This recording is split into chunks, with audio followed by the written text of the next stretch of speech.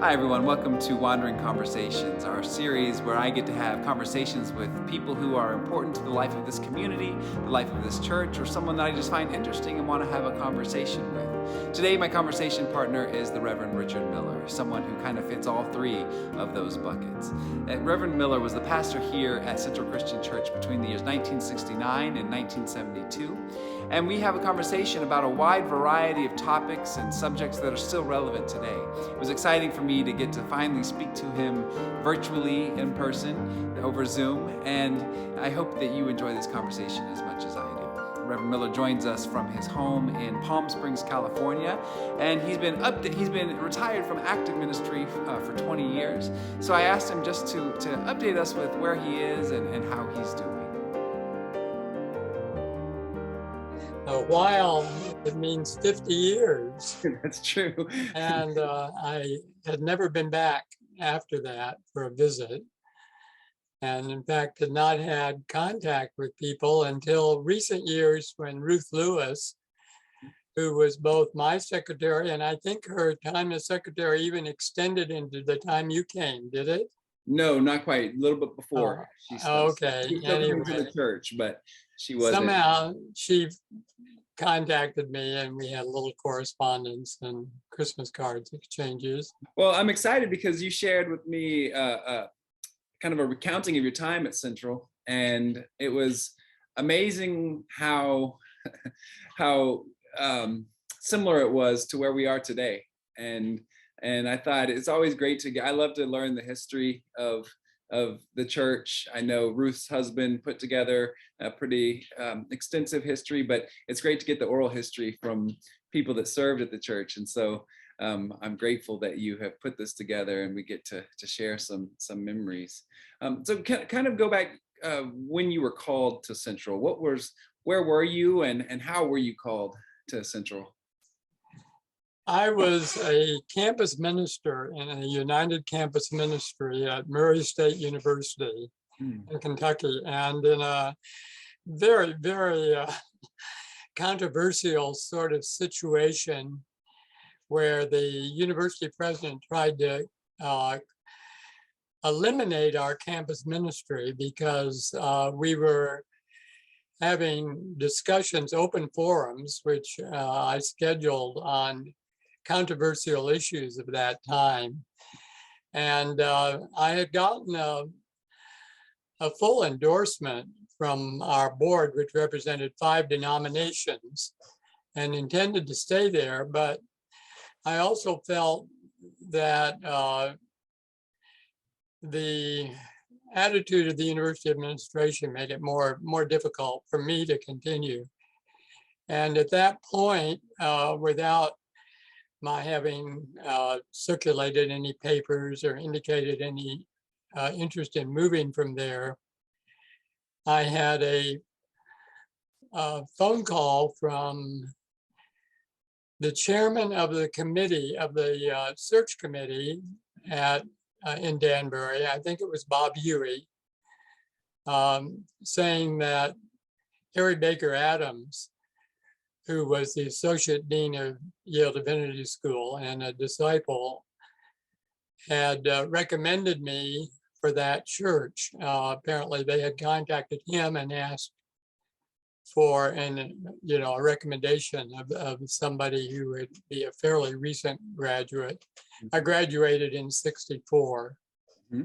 And so we flew to Danbury and were interviewed and subsequently received the call for ministry there and moved there. Okay, great. And you said you were 29 years old. Right. Wow.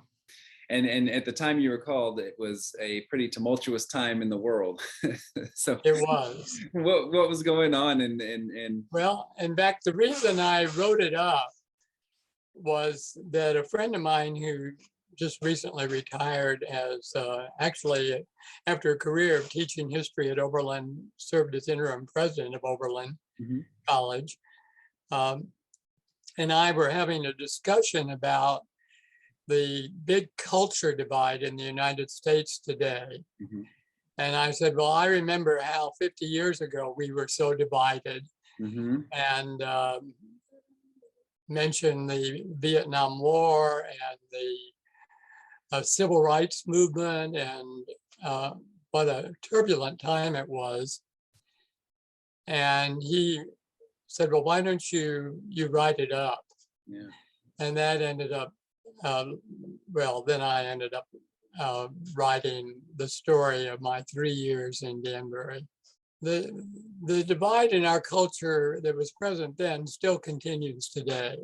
Yeah, you talked about the war, you talked about racism, you talked about the sexual revolution that was happening. Right. And Right. Woodstock, you mentioned, was 56 miles from Danbury. So Right. Yeah. And also that was right after Martin Luther King had been assassinated. And so it was very tumultuous. I mean, I can imagine a very tumultuous time just in the air. I'll show you my button, but this will. Oh, wow. I was on that march on Washington, where he gave that "I Have a Dream" speech, Mm-hmm. and heard him speak many times. Uh-huh. And that's the only, but that trip for the March on Washington is the only time I've ever been shot at.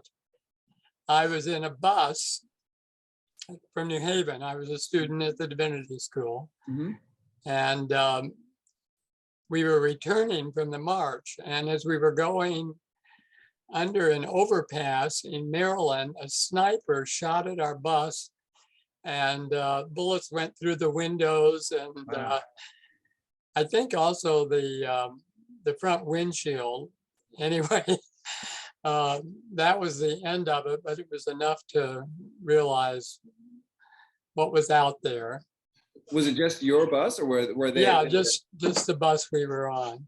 Why do you think it was just your Well, bus?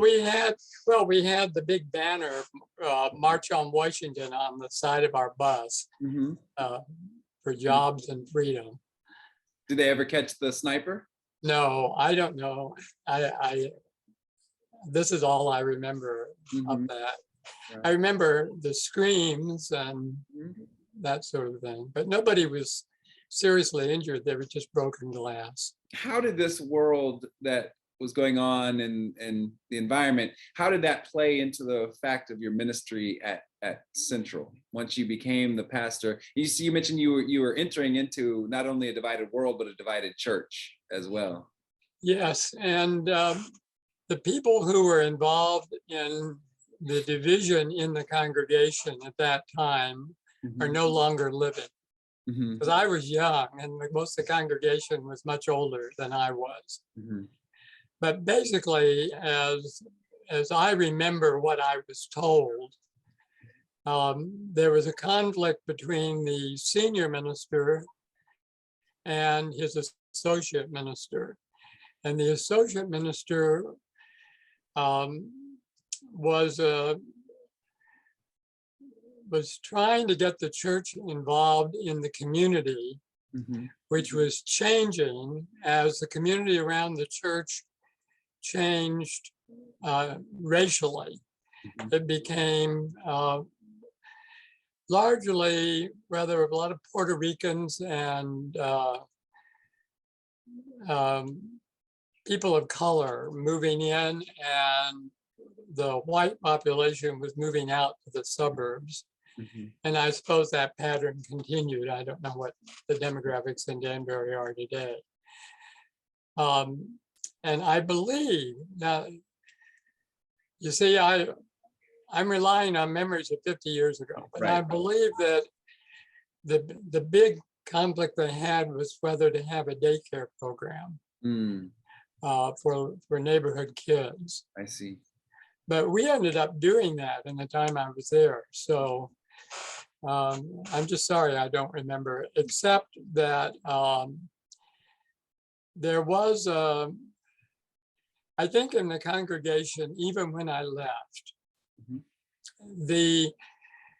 and it was a congregation, the main part of the congregation were people who had grown up in it or been part of that congregation for a long time. Mm-hmm.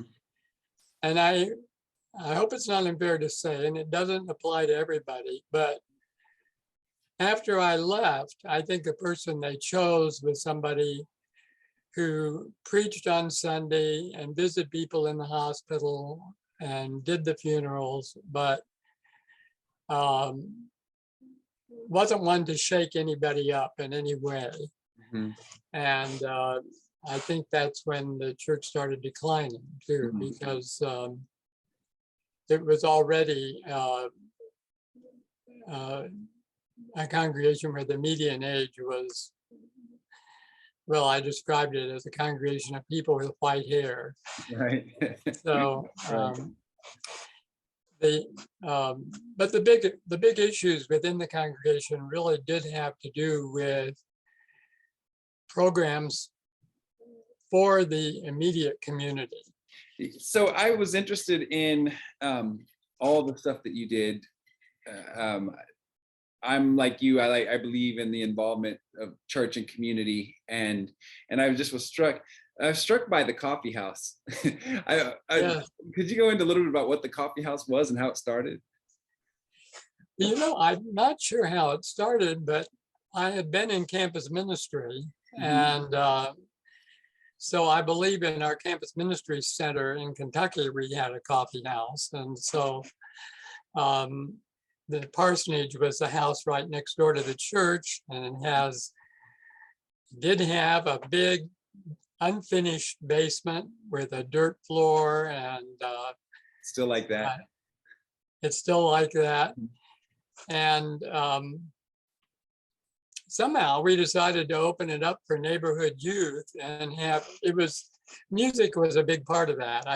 There wasn't coffee, but there was the music. You know, this is the Woodstock era, and kids would come actually from a wide area, really, to sit around and play and talk and whatever, and the crowds just kept growing.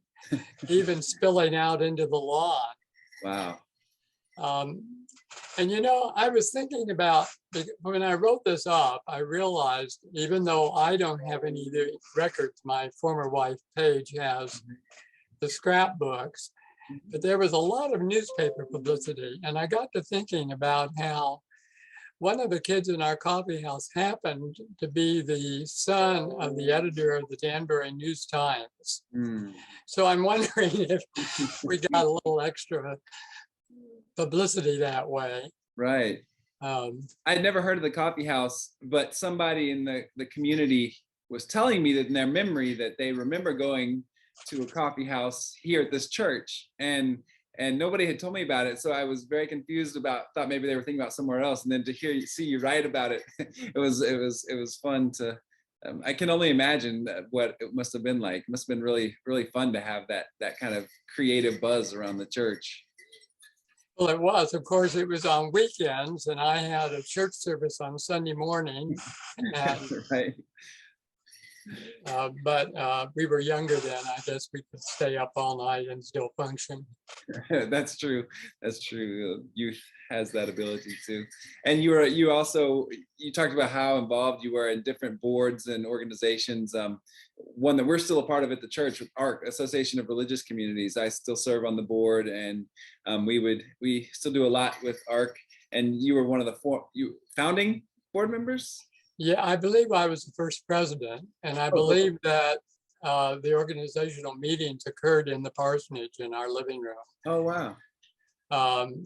But you could check the early minutes to make sure, because memory isn't always completely accurate.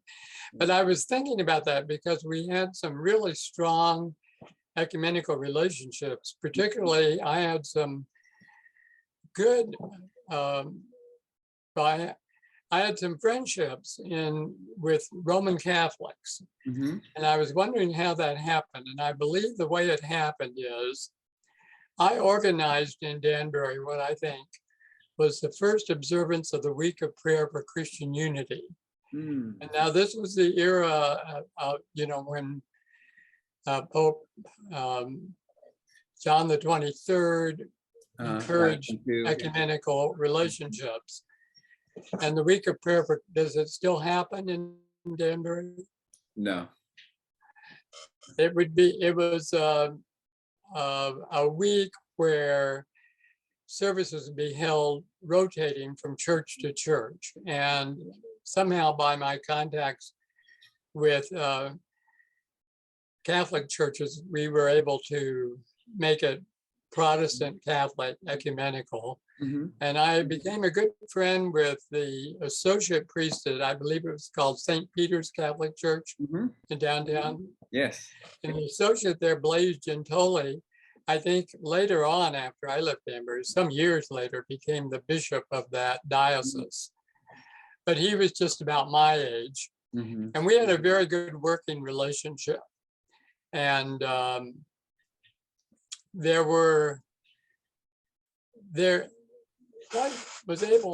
what happened in the time I was in Danbury was certainly not something that I did by myself. There was a community of people with similar concerns, a similar particular feeling that action was needed in terms of social justice and cooperating together to get things done. So it was part of a bigger picture. Right. And it was an ecumenical picture. And particularly some of the things happened because we were able to get progressive Protestants and progressive Catholics working together.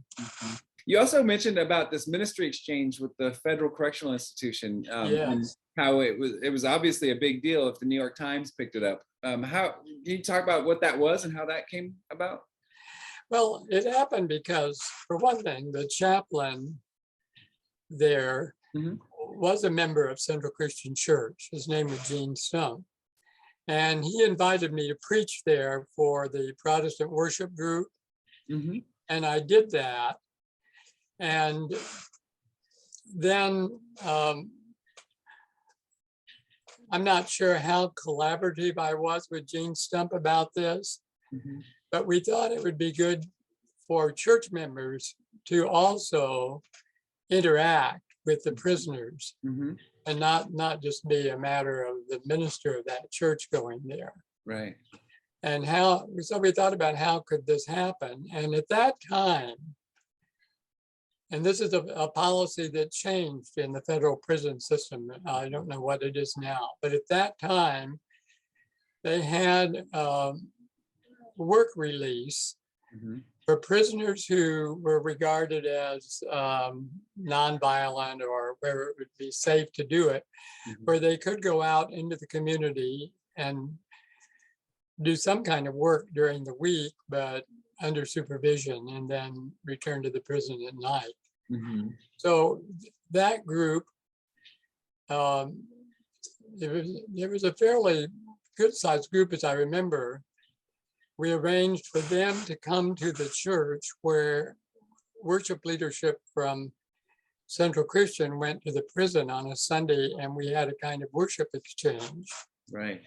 And the New York Times said that the prison choir sang at the church, but I believe that the prisoners also read the scripture and may have distributed communion. And I think the chaplain, Gene Stump, preached, whereas I went to the prison with elders and leaders of Central Christian, and we had the service there. And then at Central Christian afterwards, we had a kind of a potluck at which the prisoners were guests, and we encouraged church members to, not just sit all together, but to mix and have a prisoner and then a church member and so on, so there could be actual conversation and interaction. I think that at that time, I didn't think of this as something that would be unusual or radical. And the Times reported that this is the first time that such a thing had ever happened. That surprises me. I wonder, this is the whole, we're called to, I was in prison and you visited me. We're called to visit prisoners, but I know there are prison ministries. Mm-hmm. But I wonder how many congregations actually have any connection.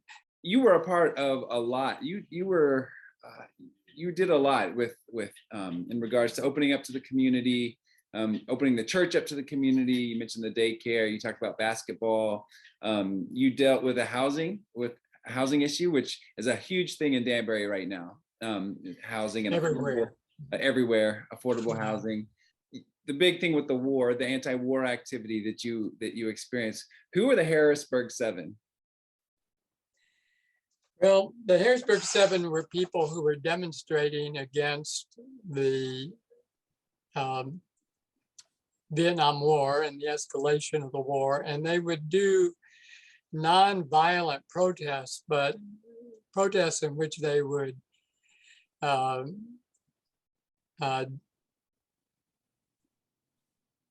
damage military installations. Mm-hmm. So I don't know whether you call that violent or not, but they were Roman Catholic priests and nuns, basically. Although one of the seven happened to be Muslim. Oh, okay. I didn't realize that. And so the two priests who were brothers, siblings, Dan and Philip Berrigan, were leaders of that. And Philip got imprisoned at the Federal Correctional Institution in Danbury. But the group came to meet with a lawyer to negotiate for being able to arrange parole for Philip Berrigan. And they stayed in our big parsonage with us while that happened. And then they learned that on a certain date, he would be released for parole. And the group asked whether the celebration of his release could occur in the sanctuary of First Christian Church. Now, of course, they asked that because apparently no Roman Catholic church would permit it. Right. But I was hopeful. This is Central Christian. I was hopeful that at Central Christian we would be able to do it. However, I thought for something like this, I really should get the approval of the board. So I called, we're a congregational government. Right. And so I called the meeting of the board, and the board voted against it, but by just a margin of one vote. And I've often thought that if I had stayed in Danbury, maybe the balance of things could have changed. So I guess because you had a lot of anti-war activity when you were in Danbury, right? Yeah. You had the bike. What was it? I forgot. There was the bike. There was a bicycle caravan, anti-war bicycle caravan. Right. Now, how did you? I'm sorry. Go ahead. Well, I guess we were just known as a place where people could get hospitality in our house when they were involved in these things and were coming through town. And what kind of tension did you get from the congregation itself? Because I'm sure like everything else, it was divided. I mean, it was just kind of the ethos of the time. And what was some of the, I guess on both ends, how did people support you, and where was the tension with the congregation over all of this? Well, I think I wrote you that I blanked out on whatever negative reaction there was. And surely it existed.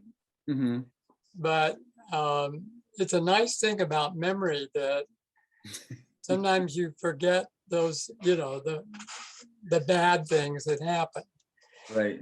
One of the things I left out, though, was I took a graduate poetry course at Southern Connecticut.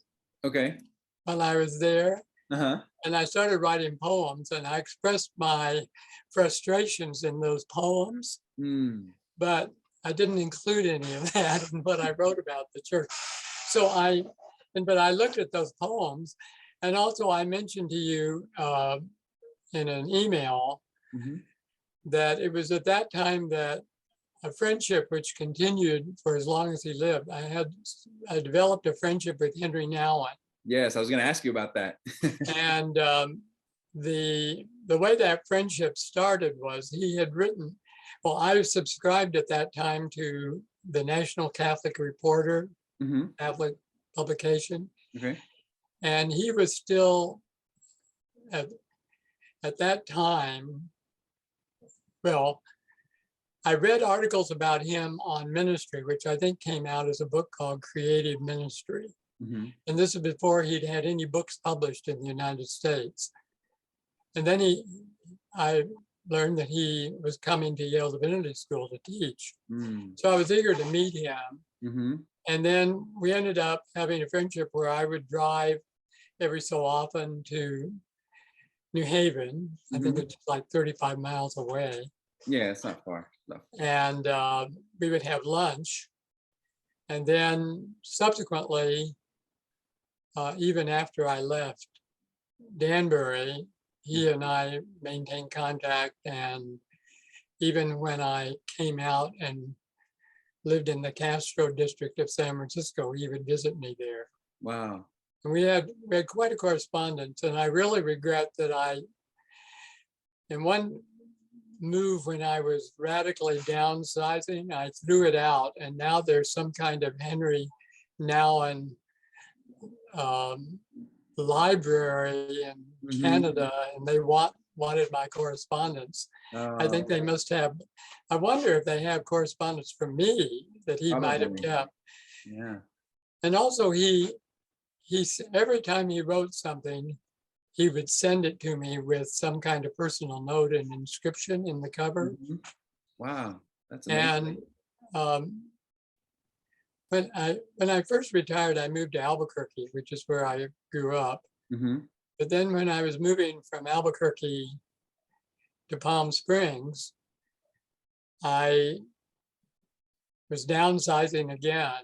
And I got rid of most of what library I had kept. And there was a book sale that the Episcopal campus ministry at the University of New Mexico was having. And I just downloaded carloads of books and gave to them for their book sale. But the campus minister was looking through them and saying, would you mind if we kept these books for our library? So I think some of those books might be in their campus ministry library now instead of just dispersed through a book sale. But sometimes I regret not having certain books. One of the books that I especially regret, of course, I could order it on Amazon, but I haven't. But one that I gave away is Richard Niebuhr's book, Christ and Culture. Have you ever heard of that book? I haven't heard of that book specifically, but Richard, the brother of Reinhold Niebuhr, right? Right. And he was a professor at Yale at Divinity School when I was there. I had a course with him. Oh, wow. The book had actually been recommended to me to read when I was an undergraduate at the University of New Mexico. So I read it first then. But over the years, I've come to appreciate it more and more. I feel that as Christians, we obviously, I mean, to me and to you, it's obvious that we have a responsibility to work for justice in the society in which we live. That's just part of our, but 50 years ago,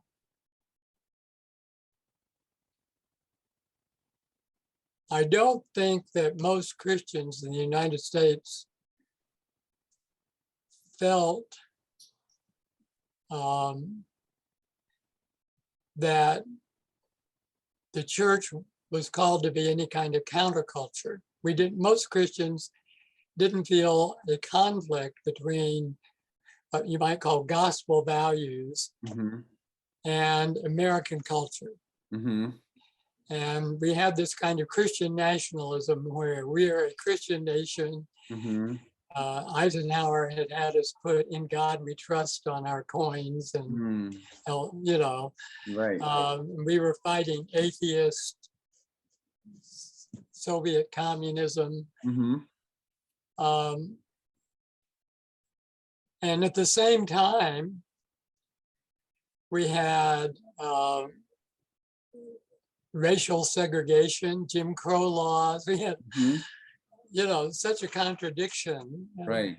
of what I understand the Christian gospel to mean. Mm-hmm. And we still have that. And I think in my life, I found this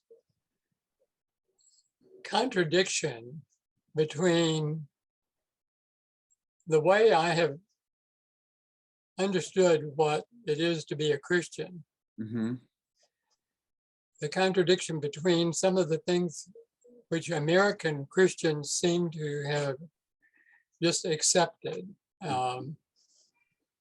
For example, when I was a university student, I discovered that our Christian church, Disciples of Christ, institutions of higher education, such as Texas Christian University or Lynchburg College or Atlantic Christian University, these schools that were south of the Mason-Dixon line, did not admit Black students. I was shocked. Wow. My grandfather, who had a big influence on me, was a well-known disciple minister. He was a trustee at TCU. Oh. He was no longer living then, but I mean, he had been. I thought, you know, did he allow this? How could this happen? And one of the, I'm just rambling now, but I'll Okay, it's very interesting to me. and sort of free association as I jump from one thing to another. But my grandfather was a wonderful person and had a lot to do with, I mean, he was up on a pedestal. He probably had a lot to do with my feeling the call to ministry. But the story that I once heard was, well, my grandfather was in my early youth, until I was 12 years old, he was minister of Central Christian Church in San Antonio. Oh, okay. Yeah. And it was a large church, and the building that's there now was dedicated, he was built during his ministry. And in 1950, when it was dedicated, its cost was over $1 million in 1950 money. Wow. But I mean, it's a fine building. And there's some kind of plaque in front of the church about how it was built during his ministry. But anyway, the first 5 years of my life, we lived in San Antonio, and he was the minister. And my parents were in a class for young adults, or young couples, I guess. Right. My father was an engineer, although he was the son of a minister. Both my parents were preachers' kids. But my father was head of personnel for the Corps of Engineers in San Antonio at that time. And in the Sunday school class, he said something about how Mexican Americans should not be discriminated against in various ways. And in fact, my father got a national award for opening up jobs in the Corps of Engineers to Mexican Americans. Wow. And you know, there's a lot of anti-Mexican racism in Texas, I think even now. But there, anyway, an elder of the church took my father aside and said, "You're welcome to have your own opinions, but I think it'd be better if you kept them to yourself, because your father-in-law is a minister of this church." Wow. And I thought about how much I loved my grandfather and how in a lot of ways, he kind of represented God to me as a young child. Right. I didn't hear the story until I was an adult. Mm-hmm. And I thought, how did my grandfather negotiate this? Because I don't believe those were attitudes my grandfather had. Uh-huh. He just kind of went along with the system that was. But,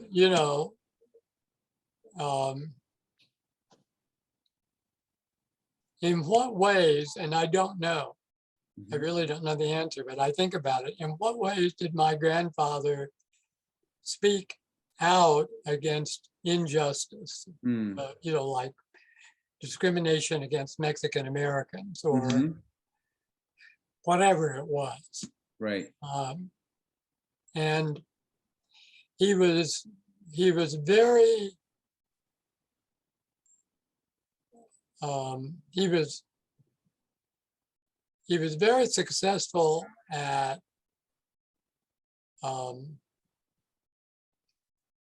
evangelism, at building large churches. And he baptized literally thousands of people. Wow. He kept books in which, the names and when they joined the church, when they were baptized and so on. Right. So he's a wonderful evangelist. But and I'll tell you another story now that I'm free associating. Sure. One of the couples who joined the church, I left the ministry, and I went to the University of Maryland, but then I ended up getting back in the ministry in Silver Spring, Maryland, and had 8 wonderful years before I finally really did publicly come out as gay. But one of the couples who joined the church after doing a lot of church shopping were Jerry and Carolyn Parr. And they had Southern Baptist backgrounds. And Jerry was head of the Secret Service for the White House. He's the one who saved Reagan's life by grabbing him and putting him into the car and so on. In fact, Jerry asked Nancy Reagan if I could come and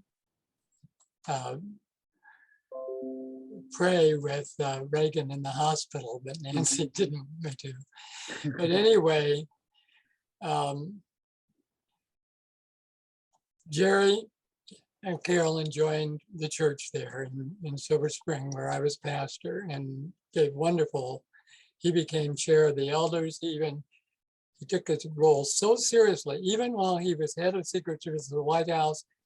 He took graduate courses at a Catholic seminary in Baltimore in pastoral care. Wow. To equip himself better for his eldership role. Oh my gosh, wow. But what Jerry said to me is something I've thought about. And he said, when they were Southern Baptists, everything was about accepting Christ as your personal Lord and Savior. That's it. That was it. But then he said they didn't really go beyond, well, what does it mean to accept Christ as your Lord and Savior? Whereas he felt that in the disciples of Christ, there's more of an emphasis, okay, now you've accepted Jesus as your Lord. So now, what does that mean practically in how you live and what you do? Right. And where your values are. So he thought that this emphasis, they were attracted to this emphasis on the meaning of discipleship and living it out.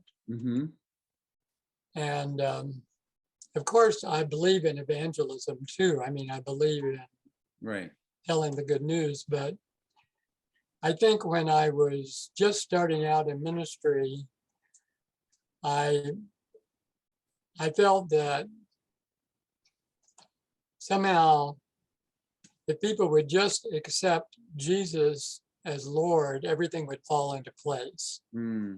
So, but I don't want to keep you all day. There's a lot to go into, but I wanted to get to your resignation, your ending of the church, because I think I know it was a formative time for you, and I think it's another area that the church has had to confront within itself. So, can you talk about when you resigned at Central? You were dealing with very personally. You talked about coming out, so having to deal with that you're confronting your sexuality. Would you be comfortable in talking a little bit about that and kind of Glad what happened? to. I mean, yeah, I really very happy to be able to. Hmm. This was the time I was in Danbury, was, as we mentioned earlier, was the time also where this sexual revolution was occurring. Right. One of the things that had a big impact on me when I was in Danbury was that our Disciple National Christian Education Office gave me, somebody there knew something, they gave me a scholarship to go to a week training with the national, what was then, well, it was called the National Training Laboratories, but it was what was popularly called sensitivity training. Okay. Anyway, headquartered in Bethel, Maine, but this, I went down to Craig's Healing Springs in Virginia or West Virginia. Hmm. Anyway, for a week of that training, and the whole emphasis was feelings are facts. That was their slogan. What are your real feelings? Wow.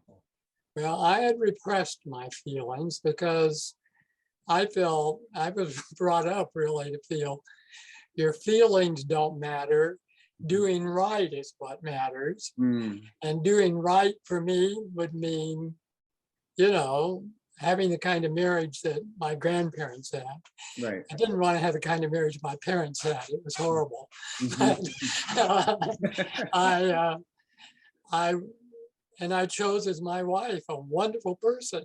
Really couldn't have been a better person. She could still, I feel that way about her, except that basically my sexuality, which I had not been able to acknowledge to myself, is that I'm gay.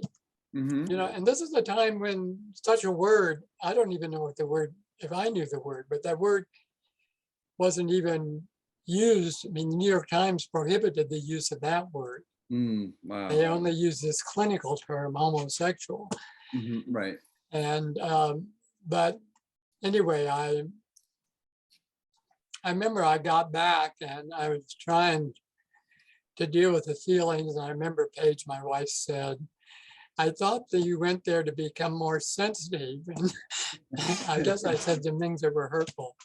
But anyway, I ended up going from, I resigned from the church because I felt I had to deal with this issue. But then we had, at that point, a 5-year-old son. Right. And we went to the University of Maryland, where we were both in PhD programs. And Paige did get a PhD, and guess what it's in? Women's history. Oh, wow. Which she had a whole career as an historian. She's written a number of books. But when it was about time for me to take my comps for my PhD and write my dissertation, I was asked to fill in at a church, which I did occasionally on Sundays, but I filled in at a church in Silver Spring, the one I mentioned. And it was the first time in my life. It was a new congregation that had been founded during the racial riots in Washington, D.C. to intentionally be an interracial congregation. Okay, wow. And I was going to say, it's the first time in my life that I ever preached to a group of people that I felt were on my wavelength, where I felt I was really connected. They think the way I think. You know, it was just so wonderful. I didn't have that in Danbury with the congregation, frankly. Right. Sure. I felt, as I said, I felt like I was preaching to my parents' generation. And, Right. you know, there was a generation gap. Yeah. But it was just a small group. It had been the church was just 10 years old. And it only had about 35 people the first Sunday I went there as a guest, but they asked me if I'd be willing to become their minister, and I did. And the church grew a lot while I was there. And as I was there, but I still wasn't out. I was out in the sense that I had resolved that I would never pretend. I mean, if somebody ever asked me, and I remember like Anita Bryant was somebody who was doing all this homophobic stuff. And, I preached a sermon. I mean, I preached sermons about inclusion and issues related to sexuality, and people liked them, but nobody suspected that I might be gay. Right. But then I had a total physical breakdown. This was in Silver Spring? In Silver Spring at 42 after being there 8 years. I spent good part of more than a year in and out with different, had all kinds of endocrine tumors and surgeries, and I was a patient at NIH. Due to a surgical accident, I was left voiceless. Oh. And by coincidence, I had a sabbatical coming up at the Graduate Theological Union in Berkeley. As a visiting scholar, which just meant really you could just take whatever courses you wanted. So I went, but I didn't have any voice and I couldn't speak audibly. And at the end of my sabbatical, I resigned from the church in Maryland. And again, I didn't, that was also where I felt that if I was going to live, I really had to come out. And by that time, our son was 15 and very capable of taking care of himself, which he is. He's an amazing adult. So that's when Paige and I very painfully separated. And not being able to use my voice, I did what in some ways has always been my first love. I went into gardening. And I had a gardening business in Berkeley and San Francisco for 5 years. Wow. And started out just, working for people who needed somebody to take care of their garden. But I ended up designing gardens and having gardens that were on tour, chosen for garden tours that I had designed. Wow. And I was doing well with that. And then I was asked to fill in and, this is getting too long because I could really go into I felt that I was regaining my voice. I only have one vocal cord and they're like lips. So one side doesn't close, but somehow the remaining vocal cord got stronger and stronger. So I was being able to get more volume. But I had resolved that I would never go back into ministry in the closet. I felt it would kill me. And so I was asked to fill in at a church in Eureka, California, and they ended up asking me to be interim. And they wanted me to stay, but I was going to be there 4 months, and I was 2 years, and it was a church which the regional minister and others thought should just close down and had so few people. But when I was there, it really came back alive and grew. And, and out of that, the San Jose church contacted me. Well, at the San Jose church, I said, I want it to be very clear that I'm openly gay and I want the support of the church. Well, at first, I don't want this to be an issue with the congregation, I don't want to divide the congregation over this. And I want the congregation to understand this as a social justice issue. And they did. And as far as anybody's been able to find out, that's the first time a church, a Christian church, Disciples of Christ, called an openly gay person to become its pastor.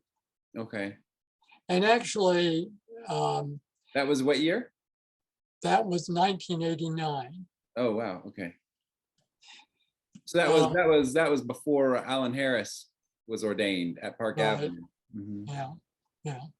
And Alan Harris, by the way, is another New Mexico disciple.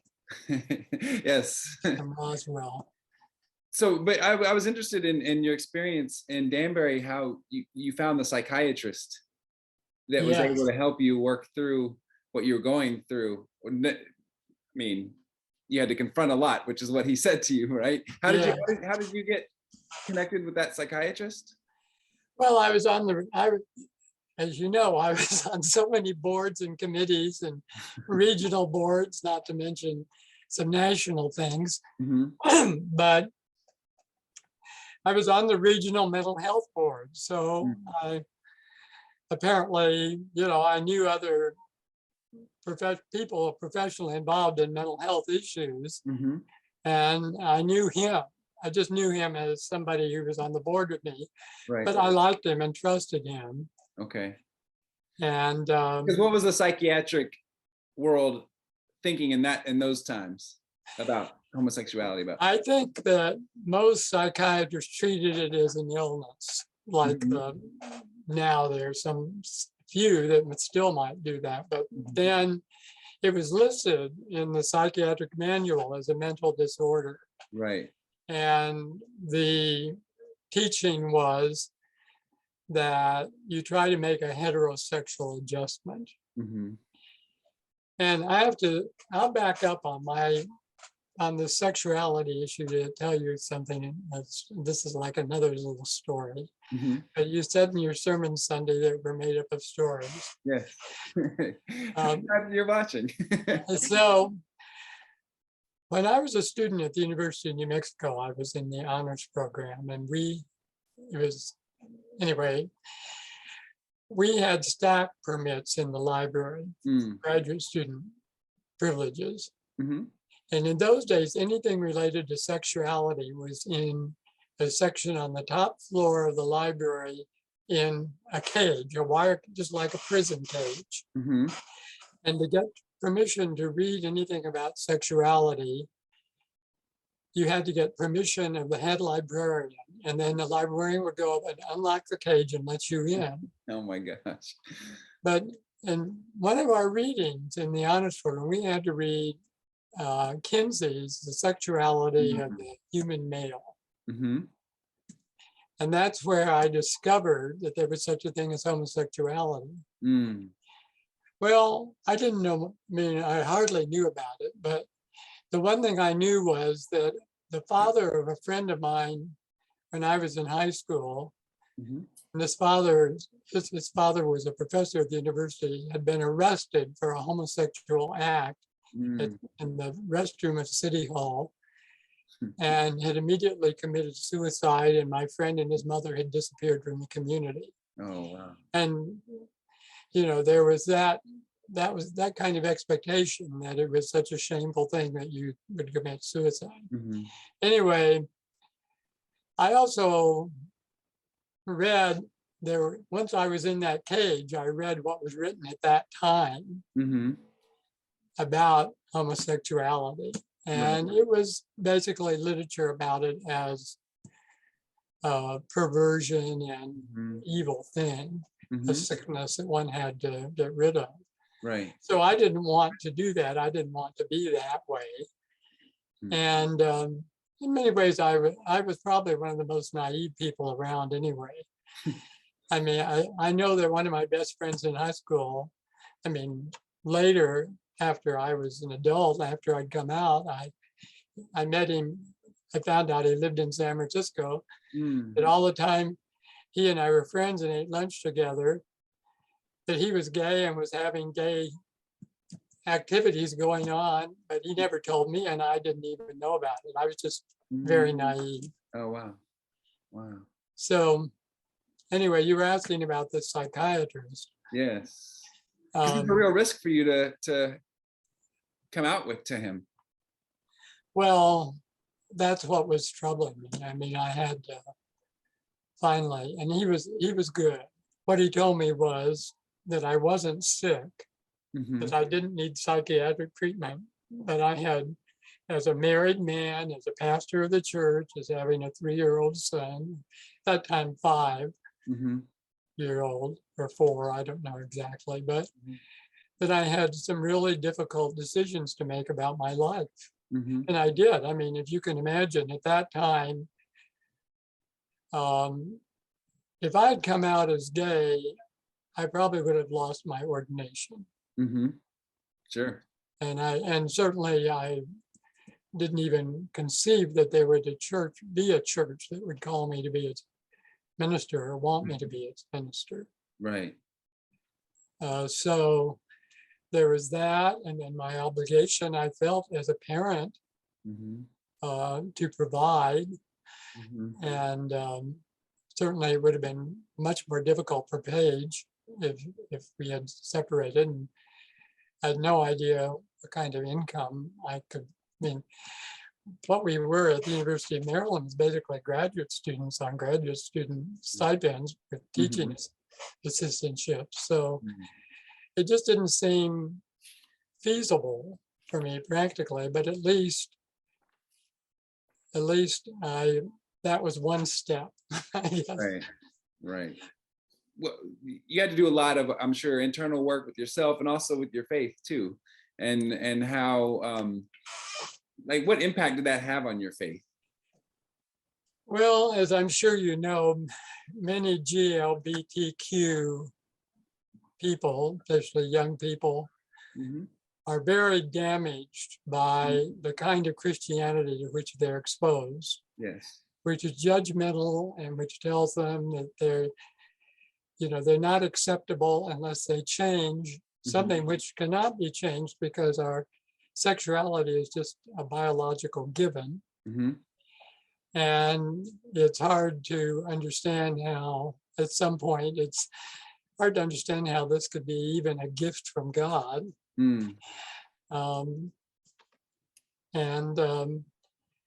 So you do have to deal with the way the church community itself can damage human beings. And of course, that's just really difficult. Even when after I resigned from the church in Maryland,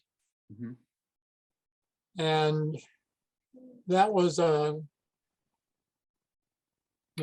we really loved that church and they loved us. I mean, it was such a wonderful thing. And I didn't tell people I was gay. It was because of my voice. But after I was getting a little voice, I came back to Maryland and there was a gathering of leaders of the church in a home. And I told them that the real reason Paige and I were separating was that I was coming out as gay. And one member of the church spoke up and said, "Oh, I wish you had told us, we would not have wanted you to resign." But another member of the church